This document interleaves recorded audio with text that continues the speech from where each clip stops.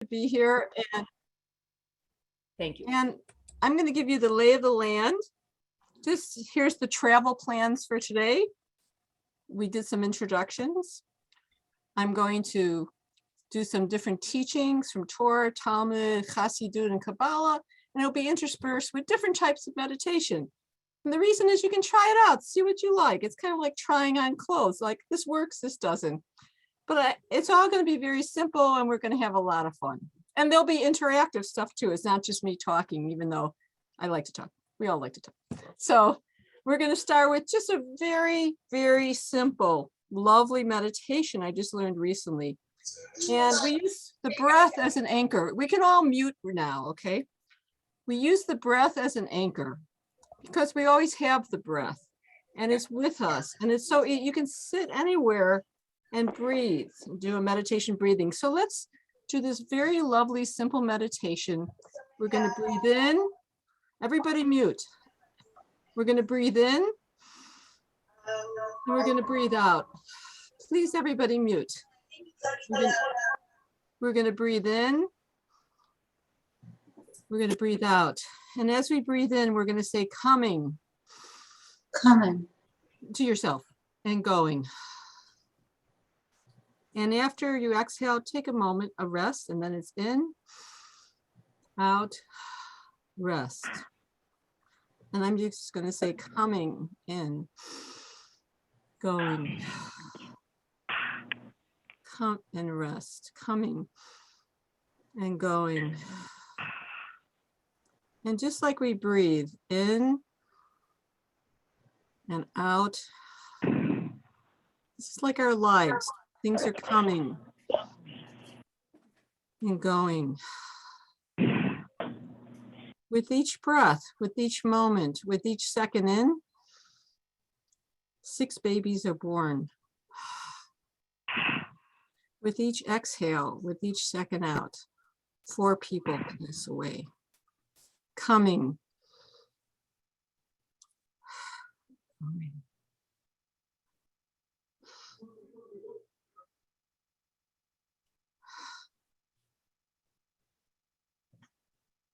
And we breathe in oxygen. And we breathe out CO2. And the trees breathe in our CO2. And they breathe out oxygen. So we are actually breathing with the trees, in, coming. We are interbreathing the world. We're all connected. Echad. One, in, out, coming, and going. Okay, now that we've all arrived, we can open our eyes, look around, look at all the beautiful faces. We're here.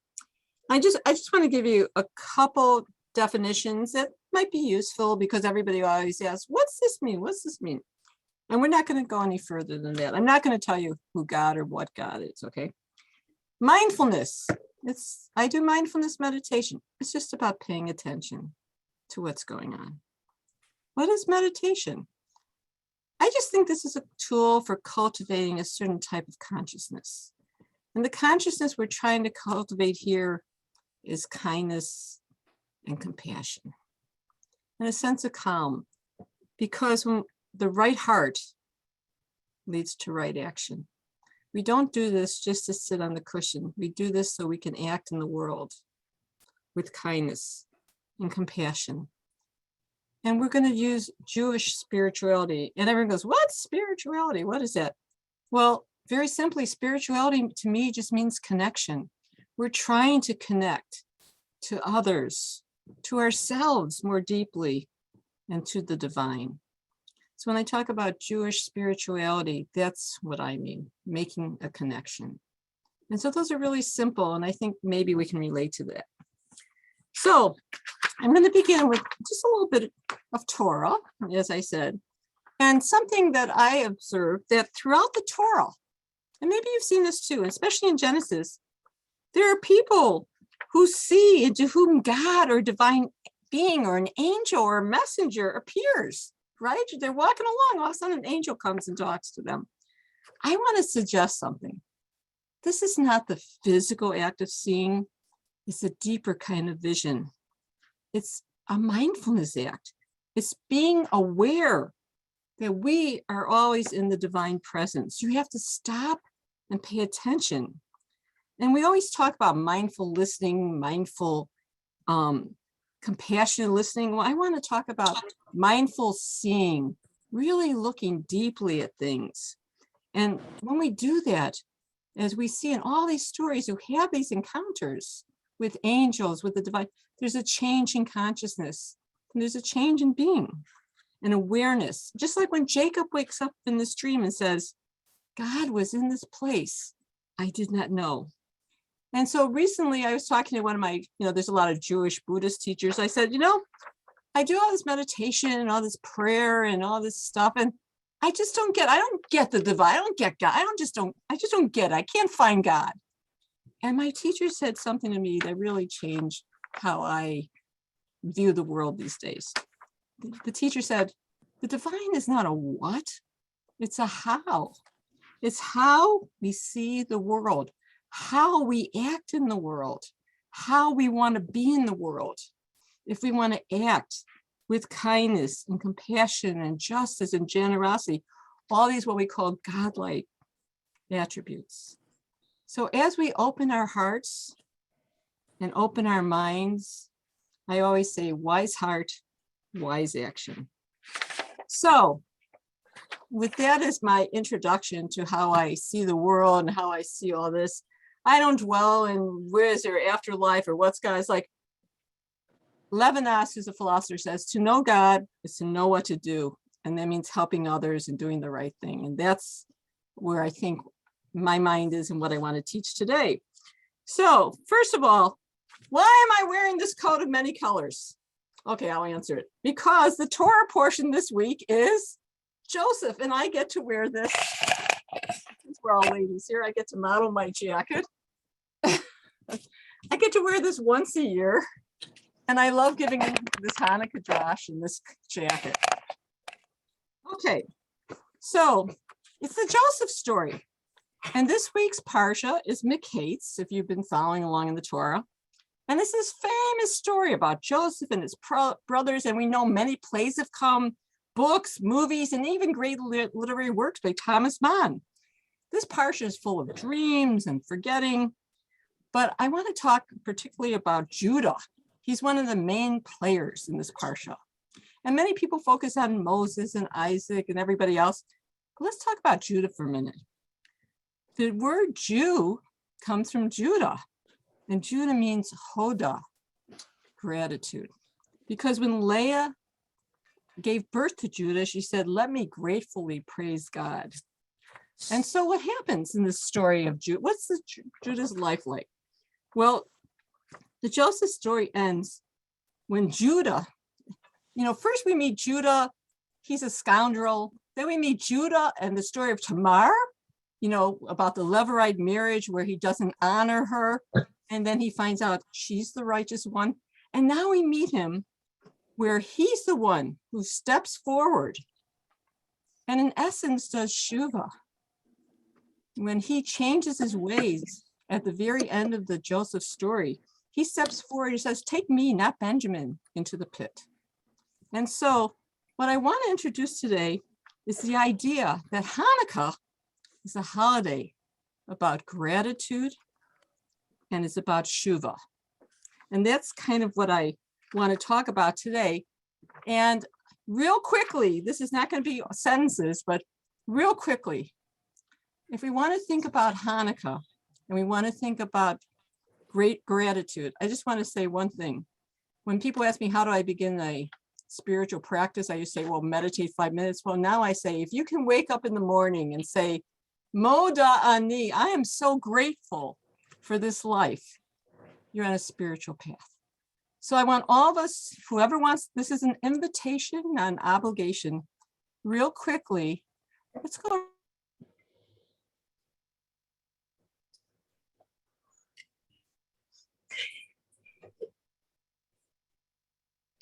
You're muted.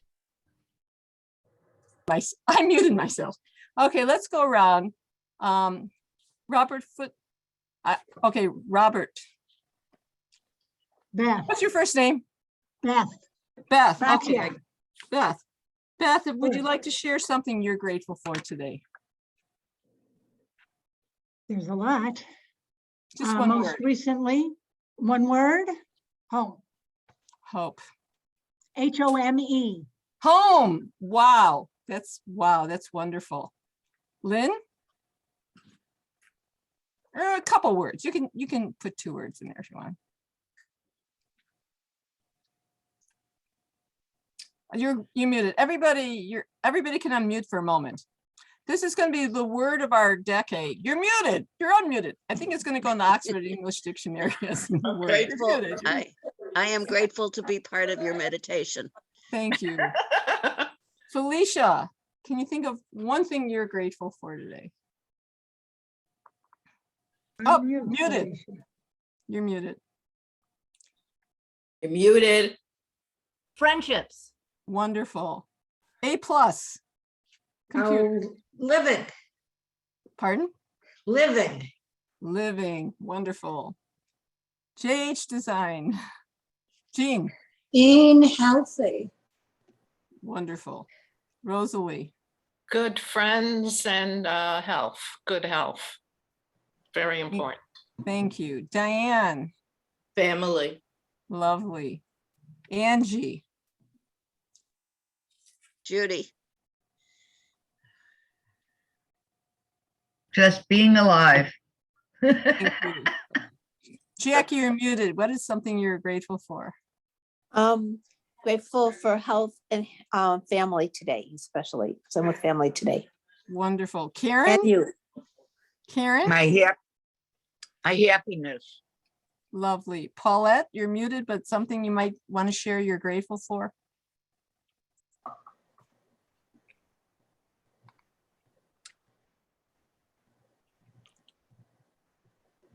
Okay. Sandy Starkman?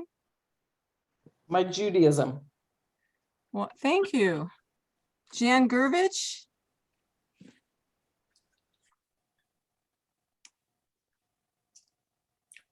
Okay. Is there anybody else who wants to share something? Paulette, yes, go ahead.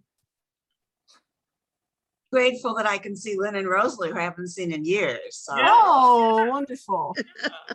Pleasure to see you too. What really a nice good to see you, surprise. Paulette. Nice surprise. Anyone else? Thank you for being here.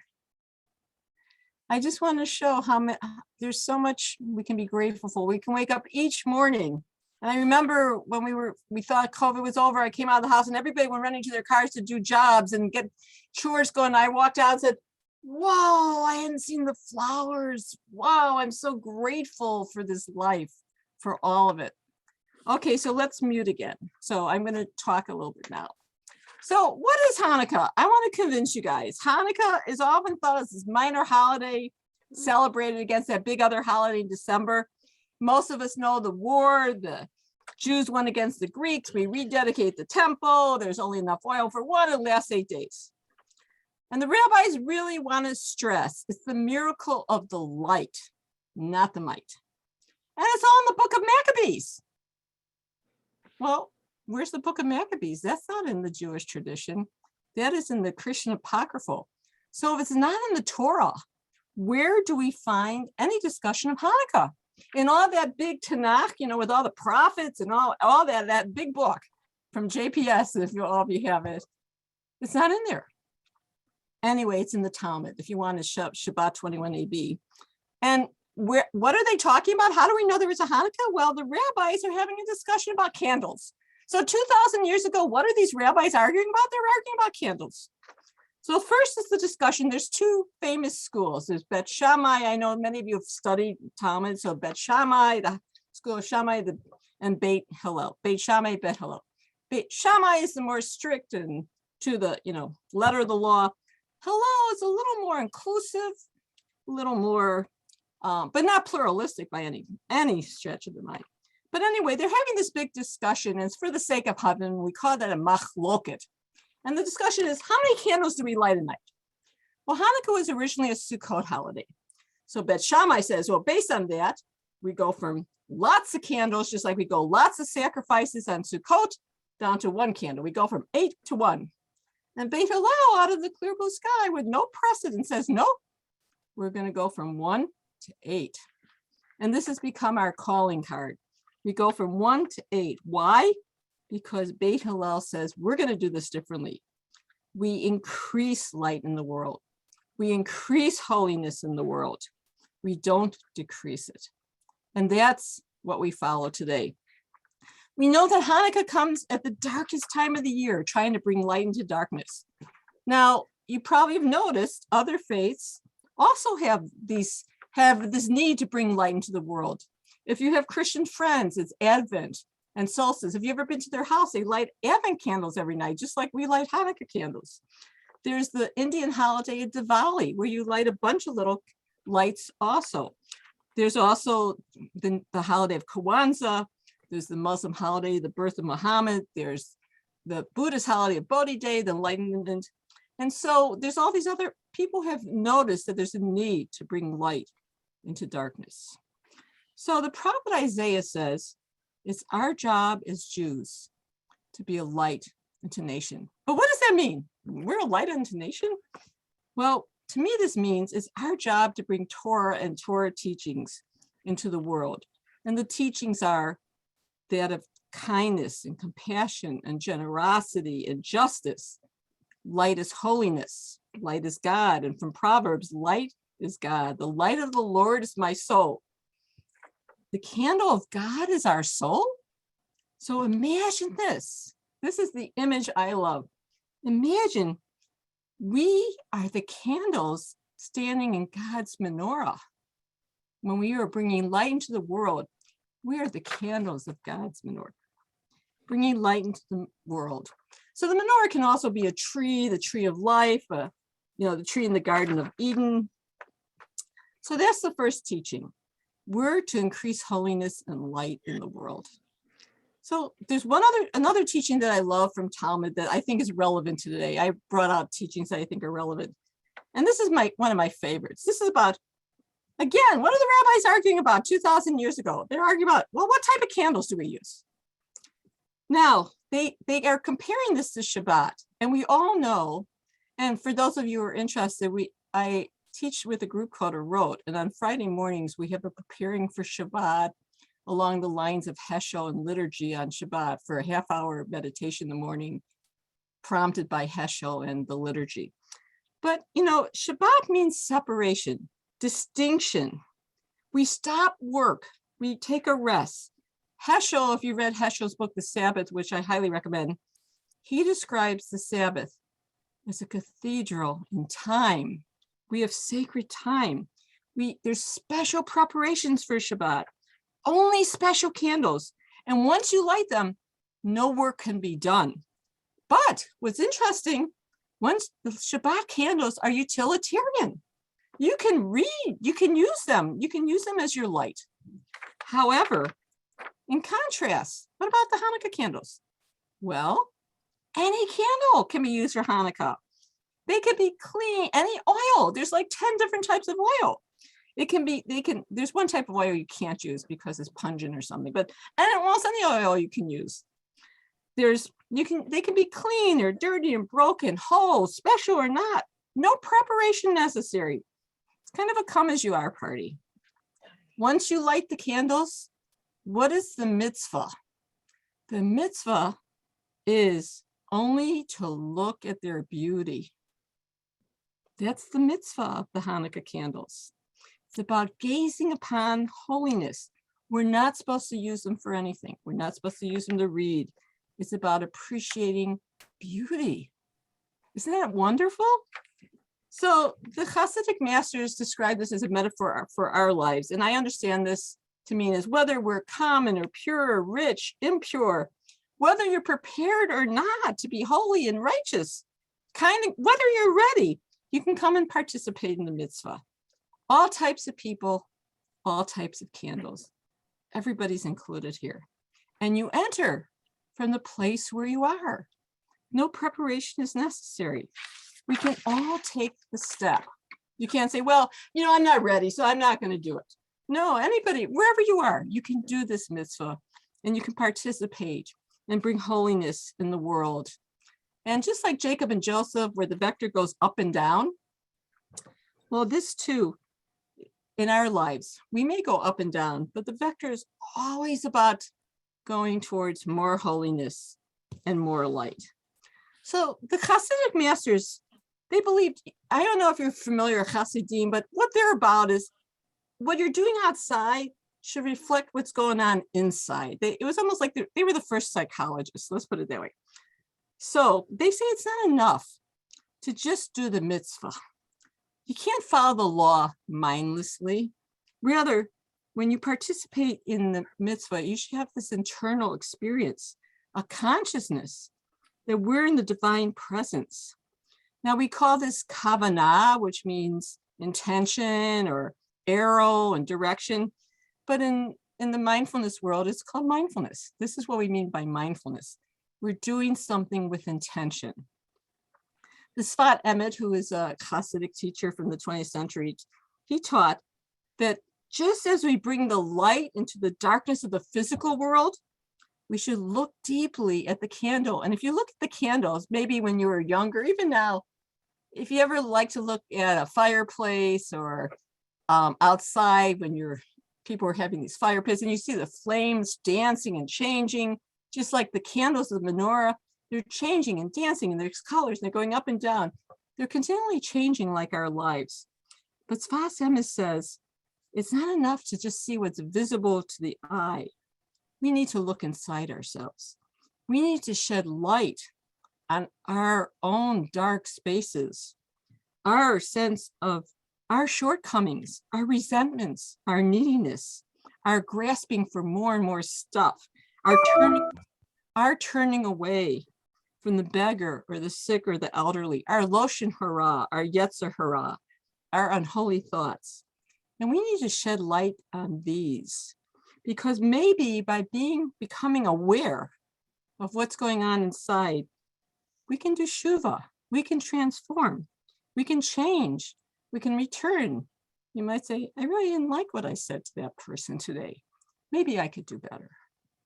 Rather than beat up on yourself, say, you know what? Wish I said. Sylvia Boorstein is a famous Jewish Buddhist teacher. Some of you may know who she is. She puts her hand on her heart and rather than say, oh, you're so stupid, why? Goes, sweetheart, I wish you didn't say that. Or I wish you didn't do that. And so you want to be kind to yourself. But maybe by shedding the light on our own internal self, we can change, we can return to our better selves. So the Sfat Emet teaches there's a spark, a light inside of each of us. And let's bring that light out into the world, because once again, we want to think about how we see, how we look, because how we see determines how we treat each other. Are we really looking at the other person? Are we turning away from the homeless? Or do we see them? This person was made in the image of God. They too need help. I'm not going to turn away. If you turn away from the darkness in yourself, you're going to turn away from the darkness in the world. So as we shed our light on our own internal darkness, and perhaps we can become more loving and kind and more conscious in the world. And Rabbi Sachs says, holiness is not about the world as it is, but it's about the world as it ought to be. So our job is to become a light unto nations and bring this light into the world. So finally, a little sharing from my Zohar teacher. I've been studying Zohar. And, many people are like, oh no, Zohar, Kabbalah, I'm not into that stuff. Okay, just listen to me for a minute. The Zohar is really this beautiful, I'm not a Kabbalist, but I love everything they write. I'll tell you that, and I follow it closely. I've been studying it for over 10 years. The Zohar is a beautiful mystical book, with deep wisdom and meanings and secrets about Torah. I see it as a poetic look at life in Torah. Our lives are busy. We struggle, we're challenged by reality, by jobs, by kids, by school, by house payments, by elderly care, by everything, by lots of rational stuff. We need art and music and poetry to bring us in touch with the beauty of everyday life. The poet Wallace Stevens calls it the beauty of the quotidian, the beauty of the routine, the beauty of the everyday. So Hanukkah is really a holiday, a deep holiday about gratitude and Shuvah. And it's really interesting. On each of the days of Hanukkah, if you've been in temple in the mornings, maybe it's too long a service, but they're doing a full Hallel every day, more than on Rosh Chodesh. So on every day, we recite a full Hallel of praise. And what the Kabbalists say that each of the days of Hanukkah are also associated with certain sephirot. And I'm sure you've seen the Sephirotic trees. I have a picture here just to show you. If you go online and look at what the sephirot look like, there's all these artistic representations of the sephirot, which are really God's attributes superimposed on the human. We are the microcosm of God. That's basically what this means. We are made in God's image. And what some people suggest is like each day you could take one of these attributes and think about it, almost like a Musar practice where like, today I'm going to work on kindness. Today I'm going to work on justice. Today I'm going to work on wisdom, and almost use that as like a daily ethical practice. So basically Hanukkah becomes not an isolated holiday in December, but it's really a continuation of the high holidays. It's our last chance to get in this Shuvah, all those high holiday vows we made. And did you ever think about why do we have these New Year resolutions? You know, everybody makes these new, really, it's a continuation of our own personal Shuvah. Where do we miss the mark? What is our brokenness? How do we make the sparks? How do we gather the sparks, make the repair, the tikkun in ourselves and the world? So the group I work for wrote, where I teach meditation, they suggested this theme. What are the lights we need? On this Hanukkah, what types of lights do we need? And you can almost think about this as something you can say when you light the candles with your family, like, you know, tonight, I will bring I think we need the light of courage. We need the light of joy. We need the light of stillness or comfort. As we light the candles, what is the light we want to bring into the world? And so we're personifying the lights into our actions. So I want to leave you with a blessing, and then we're going to do another meditation. So here's the blessing. May you be blessed with the light of chesed and compassion in your lives. May you be blessed finally with 8 days of internal light and repair, fixing the chaos in your life, illuminating the dark days of winter so that we can make a true tikkun alone, elevating the divine sparks, bringing all this light in each of us into the world and repair the world, tikkun alone, making it better for us and our children. Amen. So I hope there were things of new or interest to all of you. But I'm going to, whenever we want to, how do we do this? How do we bring all this kindness and compassion to the world?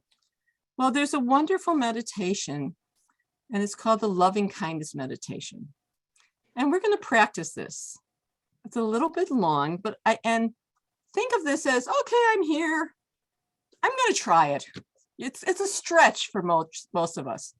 We're going to use phrases. For those who've meditated before, they might have used phrases. And the phrases are, and I'm going to put them in the chat so that we don't have to repeat them. But the phrases are you ready? So it's, may I be safe. May I be healthy. May I be happy and peaceful. And may I live with ease. Did I get that? Safe, healthy, and you can write this down. Safe, healthy, happy and peaceful, live with ease. There's 4 phrases. Now I want you to know this meditation is hundreds of years old, and it's changes words and variations, but it's along the same wavelengths all the time. There's even a Jewish one of may I be filled with chesed, simcha, shalom, and rachamim. If you feel better saying Hebrew words, that's fine too. But this is the simplest one that I find. And what this does is that you have to imagine, you know, in our busy lives, we're not all compassionate and kind. We have to, just as you go to the gym, how many people here go to the gym or used to? We want to train the body. We need to train the heart. Think of it that way. So this is, and what this does, this is kind of like engraving and setting tracks down into the mind of compassionate thoughts about people. And you can use this. I gave these phrases to a friend of mine whose husband had road rage and she put it in the car. And rather than being really crazy or pissed off, he would say, and we say this for other people, may you be safe. May you be healthy. May you be happy and peaceful. May you live with ease. And so here's how we're going to do this. When I learned this, you know, I was at a silent meditation Jewish retreat, which is hard to believe. And each day we'd be completely silent. And all we would do is say one phrase. The first one we're going to say for ourselves. And that's all we would do all day. May I be safe, may I be healthy. And every time we thought about something else, we were supposed to come back to these phrases. The second day we said it for another person. The third day we said it for another person. And that's what we're going to practice here in mini form, because if it's new for you, it could be hard. But I want you to play with this during the week. You feel upset about somebody pisses you off, we're going to wish them well, because it doesn't change the person, but it changes your heart, how you feel. And so I'm going to explain this a little more. We're going to begin with ourselves. The next person we're going to say this for is a beloved. It could be a teacher, a friend, a parent, a child, someone beloved in your life. May you be safe. And we're going to wish them well, and we're going to imagine them. Then we're going to say it for someone who's a little difficult, not the most difficult person in the world. Don't pick Hitler, okay? Or anybody else political. Because maybe somebody you had an argument with, somebody you said something, you're upset with a relative, you're upset with a kid. Let's say these phrases instead of being upset with them. May you be, I had an argument with my son, so I had to say this for a long time. And then I talked to him, and we had a little love fest after that. Okay. And then finally, we'll say it for all beings. So, okay, maybe this seems weird, it's a little way out, or maybe you've done this before. We're gonna make it simple and easy, but try it. You know, just, you're here, you might as well try it. So we're gonna begin with ourselves. And we're gonna just say the phrases over and over. I'm gonna use a little bowl that we use. And the phrases are, again, may I be safe. May I be healthy. May I be happy and peaceful. May I live with ease. And I'm going to ring the bell when we start and when we finish. Okay. May I be safe. May I be May I safe. be healthy. May May I I be be happy and peaceful. May I live with ease. We're going to say it to ourselves silently. Okay. And we're going to do this for 3 or 4 minutes.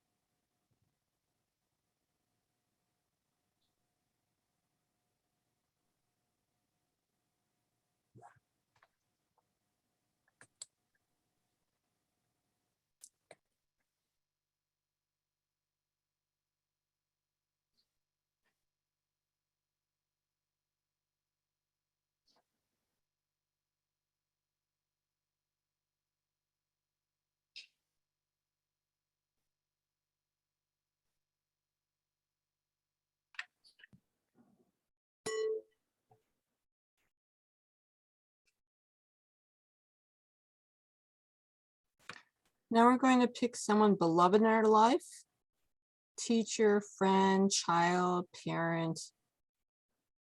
And we're going to say, may you be safe. May you be healthy. May you be happy and peaceful. May you live with ease. This is wishing them well. And picture them. You can close your eyes and picture them as we do this.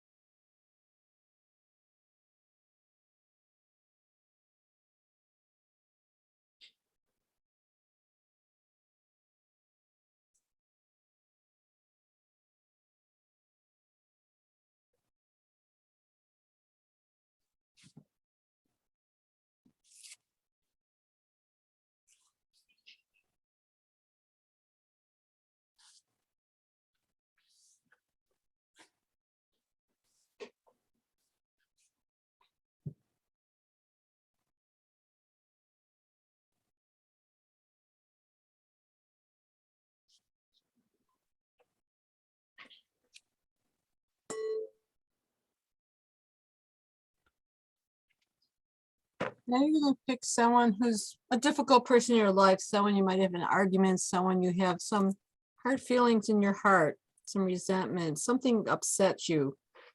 Someone you may not have talked to for a little while. And we're gonna picture them and wish them well. May you be safe. This may be difficult, but try it. May you be safe. May you be healthy. May you be happy and peaceful. May you live with ease.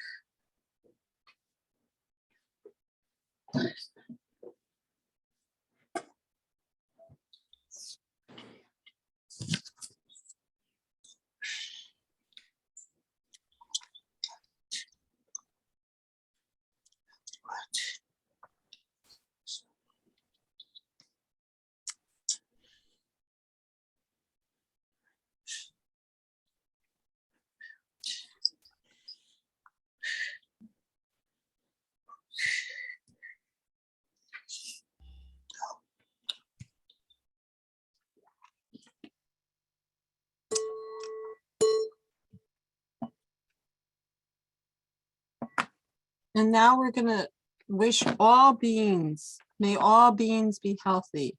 May all beings be safe. May all beings be healthy.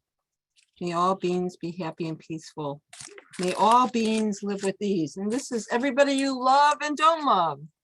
Every Democrat, Republican, everybody in the world, everybody we're at war with. May all beings, we're wishing the whole world could be safe and healthy and at ease. And this is about keeping your heart open and compassionate. Okay, so may all beings be safe. May all beings be healthy. May all beings be happy and peaceful. May all beings live with ease.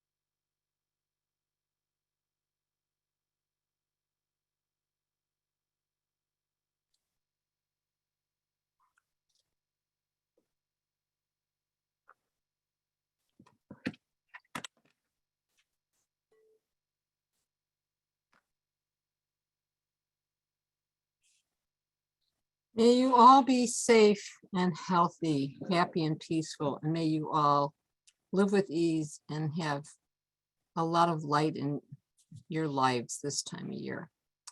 So I left plenty of time for people who want to share or talk about their experiences or what they thought of the meditation. The only thing I would say is play with it during the week. You know, you're feeling out of sorts, you don't know what to do, sit down and just start saying the phrases. It's very calming. It's like setting tracks or engraving the brain with the phrases, and it's very calming. Anybody want to share anything? Diane? Yes, I was taught very similar mantras in my Tai Chi class. Mhm. And she said that by saying, may I, you're giving yourself permission to feel all these things. And I always say to myself, may I have the strength to do what I have to do. You know, when I want help, may I have the strength. And that helps me. And